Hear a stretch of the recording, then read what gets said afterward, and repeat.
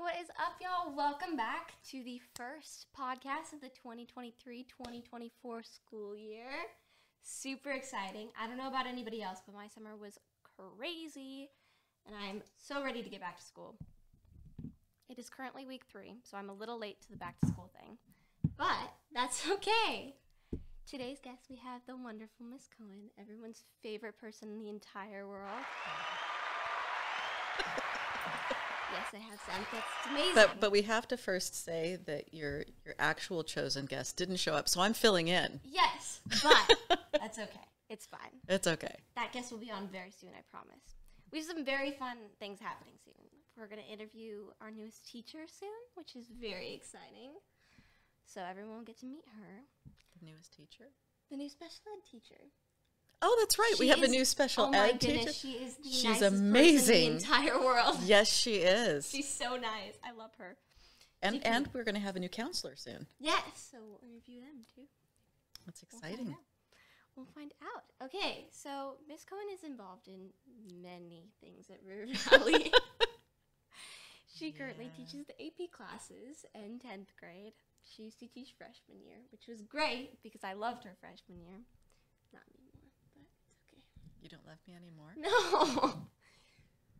Yes, I don't love her anymore. She's No, I can't believe you're not doing freshman year anymore. That's so sad. I was doing the math, and Simeon, my younger brother, you're done our graduating year, correct? Are you I think so. retiring? I think If so. that happens, If all goes well. If all goes well. If that happens, Simeon will never have you as a teacher, which breaks my heart. This is sad. So for me. sad. On the other hand, he got to have Miss Holshoff. That's true. And that is very true. she is amazing. And the skills of the kids coming into me are crazy. Outstanding. So yes. Pretty cool. Yes. All right, you have 2 kids, yes? Yes. How long were they at River Valley for?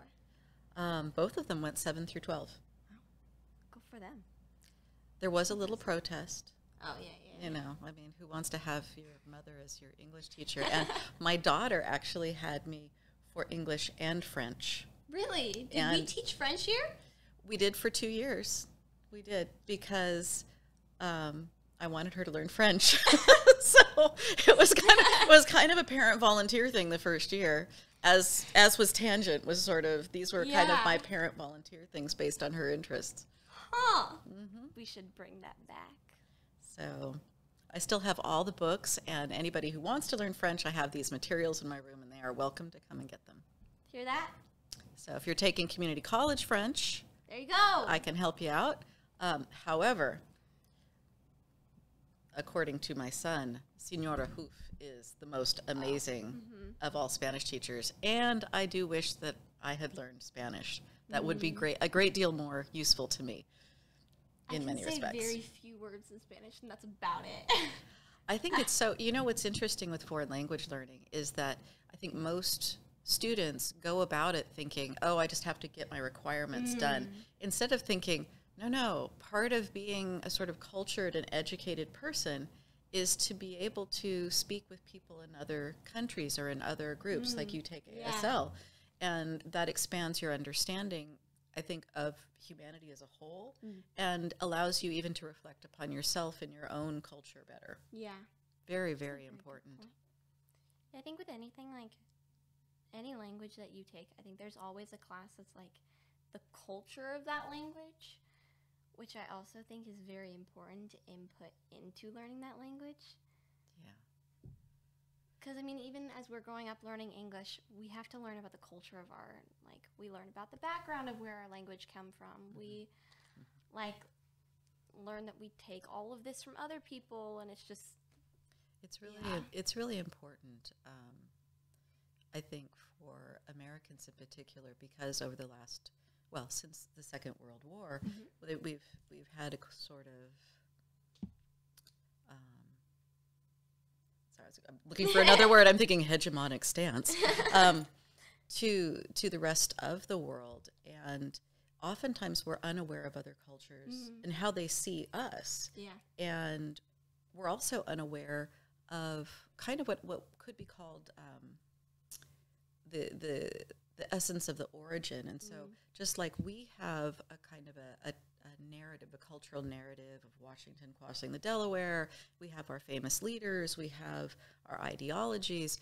Other countries also have these ideologies and these great leaders and these practices and events of the past that inform how they see the world. And if we don't learn those in our history classes as well, we don't understand why it was so important, for example, why Israel wanted to have a homeland, or potentially why a great leader may be trying to recapture territory that we've never understood was part of that country, but if you go back into their great and glorious past, was part of their country, and they see that as part of their identity.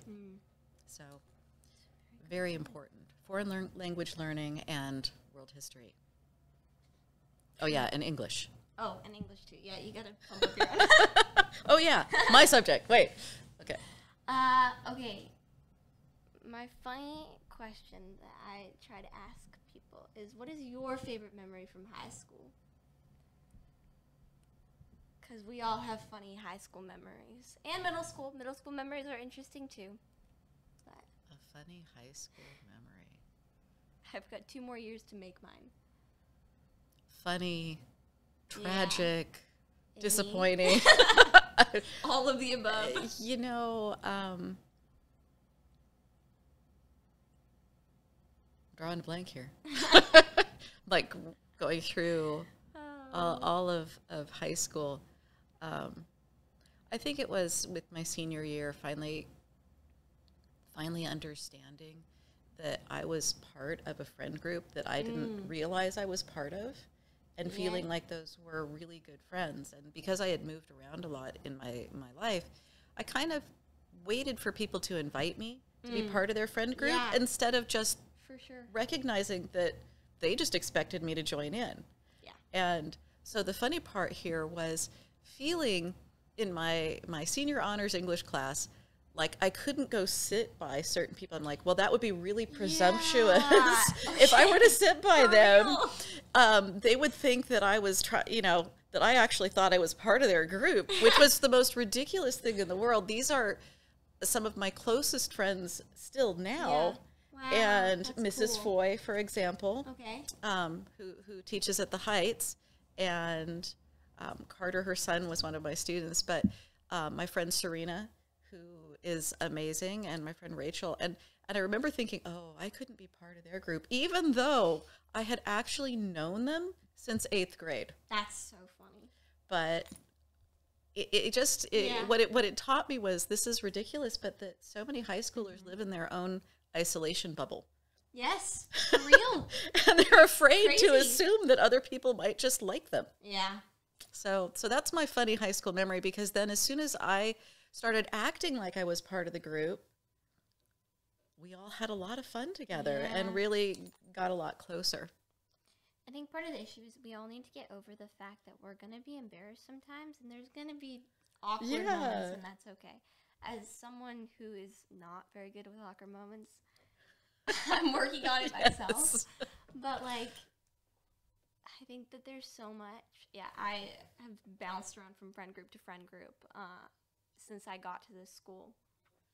And you're probably friends with everybody. I try to be. I'm thinking everyone probably. Anybody, I'm so sorry. Well, you know what? That's the other part of it, is that young people are rude without meaning to be, and they hurt people's feelings without meaning to be. And so we really just need to give everybody the benefit of the doubt and assume that if they said something rude, that maybe they didn't realize that it was coming off that way. Yeah, for sure. Okay, let's talk about tangent for a few minutes. Yay! Tangent! Tangent. Hey, we have tangent books that you can come into her room and look at, or you can buy and keep in your own cute little library. But more importantly, you should contribute. Yes. Your poetry, your essays and comments and thoughts, and even you could have, like, if you knit things, we can take pictures of those knitted things. Like, these are some bags that were made by Faith Baptista last year. I don't know if anyone can see it. Or, hello. Hi. And here comes the real guest. If only you had come just 15 minutes earlier, I would not be sitting here right now. I'm so sorry. So, other things, but now I'm talking about tangents, so it's all me. Yeah. So we have, let's see here, what else? We have photography and artwork and, music. This was great. Oh my gosh, someone composed something? Someone composed something. This is from Jason Moore. He That's actually, incredible. he composed, and then he would send me the sheet music and play it. And Liam also does the same thing, is that he's come and perform. Cool. Yeah, you guys come to our showcases. It isn't just, creative writing or maudlin poetry. Anything is an opportunity to be creative. We need to send those out in an email, being like, come to the showcase. Maybe I don't pay attention to my email, and maybe you do already. But I probably publicize it in my class, and I should send it out to the other teachers when we're having the showcases. And, just trying to expand the notion of, at River Valley, we have our core academics, but we have a number of tangential things that are incredibly important to the students, and I think also to the families. We had a wonderful time at curriculum night last night, or I did. Really? There were, it was not as well attended as it could be in some ways, but then again, I have the AP students, and so they've already had me for 2 to 3 years, and so maybe their parents are like, yeah, my kids have got this, because I saw a lot of other people other places, but it felt like the old River Valley before COVID. Oh, cool. Back when it really was, with the teachers and the parents, and we were all on the same team, and it's like, okay, we got to set up for the thing, we've got to do the thing, and we're all working together, and I really hope that we'll be able to bring more of that spirit back, because I think we forgot about that during COVID. Yeah. Speaking of the spirit of River Valley, as we're closing off the episode, I want to say really quickly, Oktoberfest signups are out. Please go sign up for volunteering. We need it desperately. Thank you. Oh, Mrs. I will be sent there. It out. Yes. Yes. I will be there Sunday mornings. Okay. So if you want to work with me, come play Sunday mornings. So please, it'll be fun. Please sign up. We They're need only you. like an hour and a half shifts or something like that. They're really short, and you get to hang out with all the kids and all the other River Valley people. Again, It's very fun. I made a chicken button last year. I lost it, but it was very cute. I thought you said chicken butt at first. Can I say that on the air? It's like, and I painted rocks last year. So, there could be painted rocks. There'll be fun things. Yes. All right. Thanks so much for tuning in, you guys. We will see you next time. Bye-bye. Have a great rest of your day. Bye. Bye.